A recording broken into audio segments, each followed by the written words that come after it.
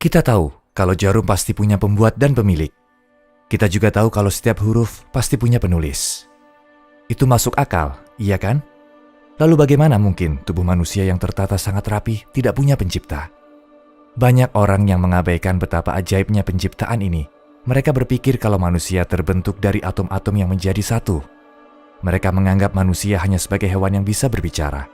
Lucu banget kan? Orang-orang itu tidak tahu kalau tindakan mereka yang membantah keberadaan Sang Pencipta sangat tidak masuk akal.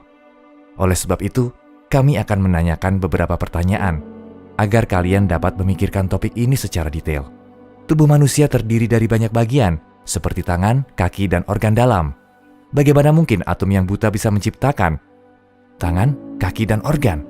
Pikirkanlah, atom yang sama sekali tidak punya pengetahuan tentang kehidupan, mampu menciptakan tubuh manusia yang hidup. Serius? Bagaimana mungkin atom mata bisa menciptakan mata yang bisa melihat matahari, padahal atom itu sendiri tidak bisa melihat matahari? Apakah atom telinga bisa menciptakan sepasang telinga, padahal atom itu sendiri tidak mampu mendengar?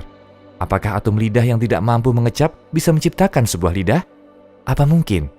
Ayolah, apa itu masuk akal? Lanjut, kita tahu kalau atom itu tidak punya pola, iya kan?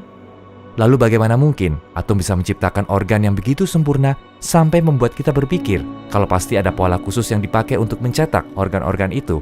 Organ-organ itu adalah bukti betapa ajaib penciptaannya. Bagaimana mungkin atom yang sederhana bisa menempatkan organ-organ di tempat yang tepat di tubuh kita? Bukan hanya itu, bagaimana mungkin atom bisa tahu organ apa yang penting bagi tubuh kita? Semua itu hanya bisa terjadi dengan sifat tertentu. Seperti abadi, berkehendak, berpengetahuan, dan berkuasa. Dan kalian ingin memberikan semua sifat ini ke atom yang bahkan tidak punya salah satu sifat tadi. Serius? Ayo kita simpulkan. Ada dua opsi. Atom yang berkehendak, berkuasa, dan pengetahuannya tak terbatas. Atau atom-atom itu hanyalah ciptaan Tuhan.